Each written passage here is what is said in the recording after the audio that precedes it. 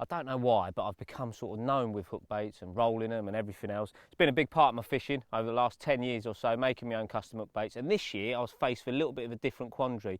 I was fishing a lake called the Essex Manor, and fishing in the summer, I was seeing fish coming in the edge, moving in closely, and I was presenting fluoro pop-ups in front of them. And where the fish had been caught so many times during the spring on these bright baits, the fish were spooking off the spot, not even attempting to eat them. They were actually avoiding the area because there was a bright hook bait there. So that made me go back to the drawing board and think about what I could develop. I was using the Cell, these wonderful baits. Everyone knows how much I love them. So I wanted to do something that would match this boilie, but ultimately still stand out. So I won't keep you waiting any longer. In this tub, as you can see, are Cell hook baits with a slightly different tinge. Look, that's a normal Cell, and they're my hook baits. Slightly different in colour, but still not that blatant. They're very easy to do. They're slightly more balanced than normal sort of corkball bait. So let's run you through exactly how you do it. Firstly, you put half a tub of Polaris into a bag. So take that tub, halfway there, straight into a clear bag. Then you get the Cell base mix. With that, I fill up a Polaris tub again, about a quarter full, with the base mix from the Cell. That both goes into the clear bag. I blow that bag up, give the whole lot a shake, make sure everything's mixed in. So now you've got Polaris, which is a floating base mix, and the Cell, which is a sinking base mix, all mixed in. Basically a ratio of 2 to 1, okay? Once that's done, put the bag to the side and it's on to the mixing. First thing, crack a tiny little egg in. The one I had was the size of a sparrow's egg, but it'll do the job. In it went. Next, a tiny bit of brown colour. As you can see, the tinge is different, and that's how I get it.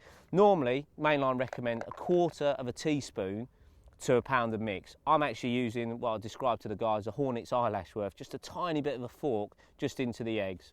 Then 15 ml of the Cell activator, that's put into the eggs. Normally, it's 15 ml of Cell to a pound of mix, which is normally 4 eggs, so you're making them 4 times as strong. Then finally, it's multi-stim. Multi-stim's an appetite stimulant. Normally in a food bait, it's brilliant because fish get on it, eat it, and it's stimulating them to eat more. But I've found in my hook baits, it works really, really well. So again, 15 ml of multi-stim. That sort of separates them from a standard Cell one out of the bag. Whisk it all up, get it all moving in, turn it all, make sure the colour's all dispersed, there's no lumps in there, everything's mixed in perfectly. The next job now is to start adding the base mix. Do it bit by bit, don't launch it all in so you end up with one big hard bit of paste. I've got a bit of paste that I've been rolling the baits with, which is just right now. Look, actually it's probably going a bit dry in the heat.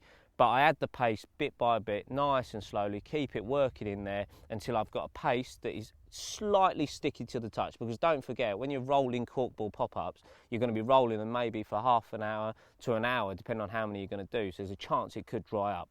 So once the paste is right, you'll feel it.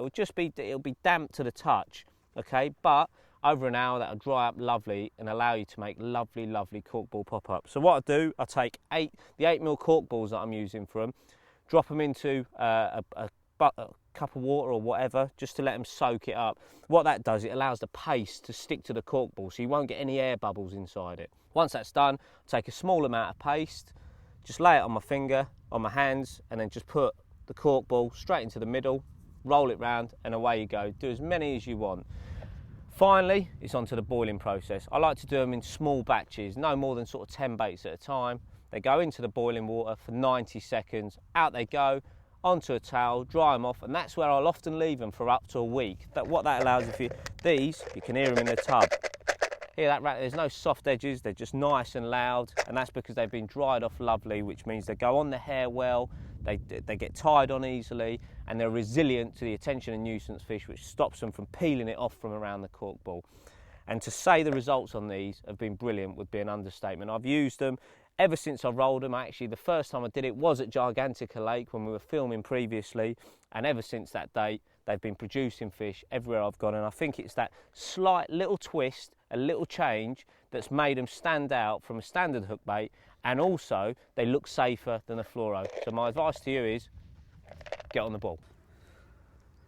There we have it, a dawn caught 20-pounder from Gigantica. This one's going to go in the stock pond, apart from the rearing program they've got in place. So any fish of this size are going in the stock pond, and in about a year this will be £30 for one of you to come and catch. But it fell foul to a new rig, and that's exactly what I'm going to show you now.